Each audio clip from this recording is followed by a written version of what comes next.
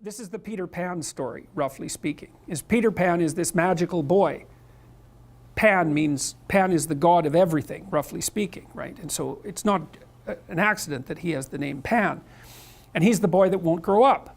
And he's magical. Well, that's because children are magical. They can be anything. They're nothing but potential. And Peter Pan doesn't want to give that up. Why?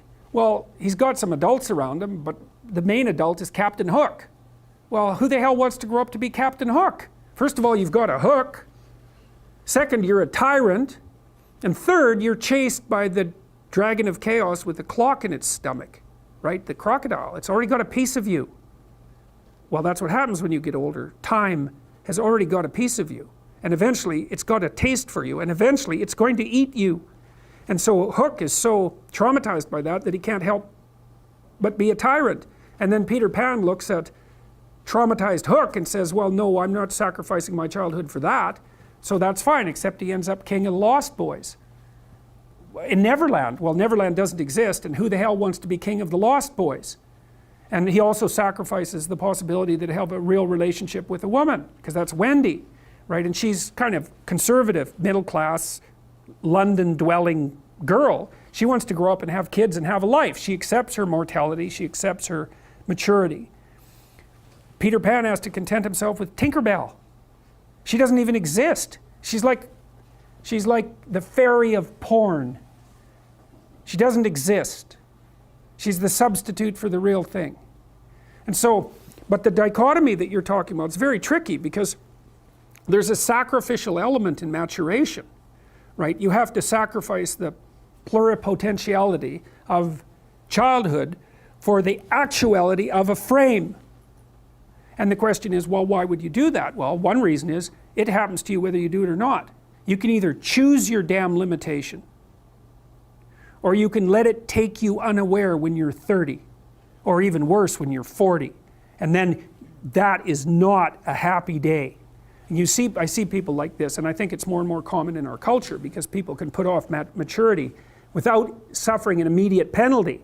But all that happens is the penalty accrues. And then when it finally hits, it just wallops you, because when you're 25, you can be an idiot. It's no problem. Even when you're out in a job search, it's like, well, you don't have any experience and you're kind of clueless. It's, yeah, you're young, it's no problem. That's what young people are like, but they're full of potential. Okay, well, now you're the same person at 30.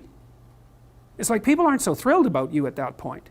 It's like, what the hell have you been doing for the last 10 years? Well, I'm just as clueless as I was when I was 22. It's, yeah, but you're not 22.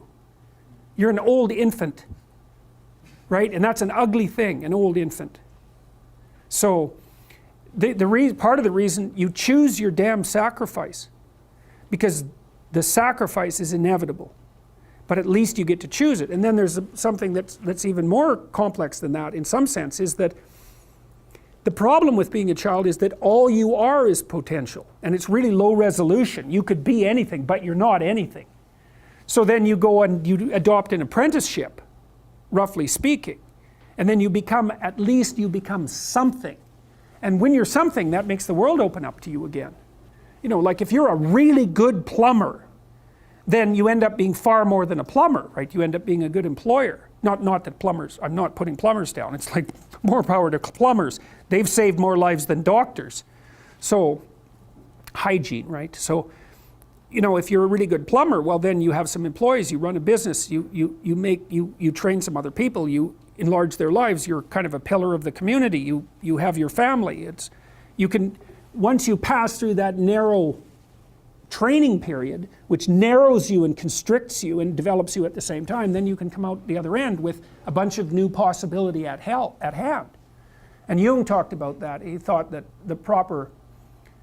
part of the proper path of development in the last half of life was to rediscover the child that you left behind as you were apprenticing. And so then you get to be something and regain that potential at the same time. Very, very smart. Well, he was very, very smart, so that's very wise thing to know. So, yep. Sacrifice. We'll talk more about that too. You get to pick your damn sacrifice. That's all. You don't get to not make one. You're sacrificial whether you want to be or not. That's a good thing to know as well.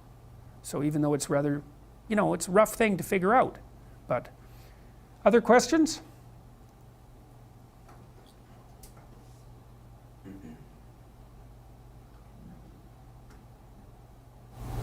I have one if no one else. Okay.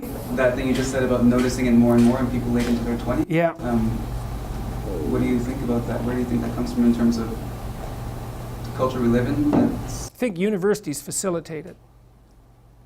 Because you can go to university to not be something instead of going to university to be something. And it's Pleasure Island. And the price you pay for it, especially in the US, is debt. And you're enticed into it because the administrators can pick your pocket. So they rob your future self while allowing you to pretend that you have an identity, right? Very nasty. And you can't declare bankruptcy with your student loans in the US. It's indentured servitude. And it's precisely Pleasure Island. It's exactly that. And so tuition fees have shot way out of control. And part of the reason that universities don't make more demands on their students and let them get away with all the things they let them get away with is because they're basically, why the hell would you chase them out? They're $100,000 or more. So they can do whatever they want as long as you get to sell them to the salt mines. Right. So, and it's not the only reason, because the other thing that's happened is that the rate of technological transformation is so fast now, and the rate of turnover of things is that it is genuinely harder for people who are, say, 18 to 20. When I was a kid, roughly speaking, the kind of rough patch for life was probably 14 to 17, something like that. Now I think it's 18 to 25, something like that. And I think the reason for that is that all the jobs that the bloody hippies complained about being doomed to in the 1960s have now disappeared. Their problem was, oh my God, I'm going to go have to work for a corporation and get a salary for the rest of my life. And then I'll just end up in it with a pension, and that'll be my whole life. It's like, well, it seems like a lot better deal than an endless round of part-time Starbucks jobs. So, some of it is that. There's a space now in our culture that is lacking for people to make that transformation from adolescence into adulthood. And so the cost of that is forestalled. It's not a good thing. It's not a good thing.